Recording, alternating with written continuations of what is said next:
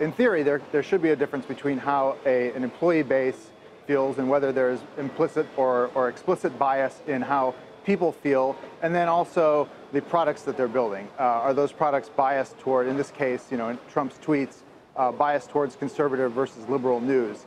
You can zoom out, though, and see how it might add up. So is it a problem, or is it, I mean, you're saying it's not a problem then? I mean, it could become a problem. I would say that the interesting thing is that companies like Facebook, especially as they've grown from thousands to tens of thousands of employees, have used their employee base as one of their strongest assets.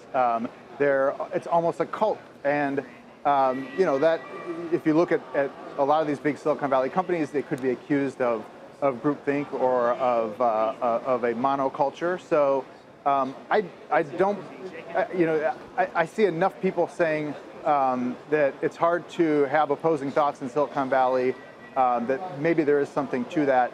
As to whether it's a problem, you know, we'll have to see what right now it's, there's idle tweets of vague threats. I could see how regulation could become a problem for these companies, but I don't know if you can really directly tie those two things together. We've talked to a number of people today so far, John, and, you know, Dan makes some good points in that, you know, it's not in the company's interest to put out a product that is biased. I mean, the company is not in the business of serving one party or another party.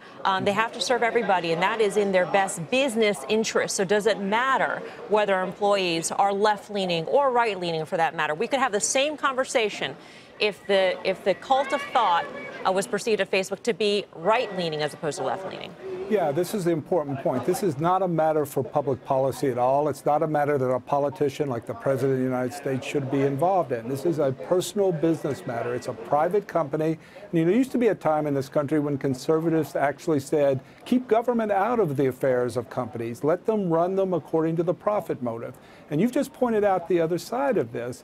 Do we really think that Google corrupted, really, or distorted its prime product, its search engine, just to make a small political point? It's a very dangerous thing to do. And I suspect that we have strong reasons to think that they would not do it for the business reasons.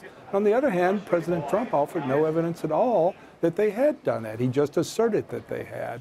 So this is, we have to keep it in mind, though. This is a private issue, and I'm sure on the Facebook side, if you look at that letter, they are pointing to their managers and saying, look, we need to do this. We need to make these changes for business reasons. So once again, no room for politicians or public policy. There might, John, I want to follow up with a different kind of question, but there might well be an opposite argument at another kind of industry where left-leaning people would feel uncomfortable and stifled, that they were not able to exist comfortably in the environment, whatever that industry might happen to be. But one of the other issues that has swirled around the social media sites has been the, quote, censorship of posts or messaging that some people, more notably on the right, have pointed out or removed the posts of right-leaning individuals. How do you feel about that? And as the publisher, whether it's Twitter or Instagram or Facebook, well, Instagram is owned by Facebook, but Facebook, doesn't the publisher have the right to knock out anybody, whomever they damn well please to knock out for basically whatever reason?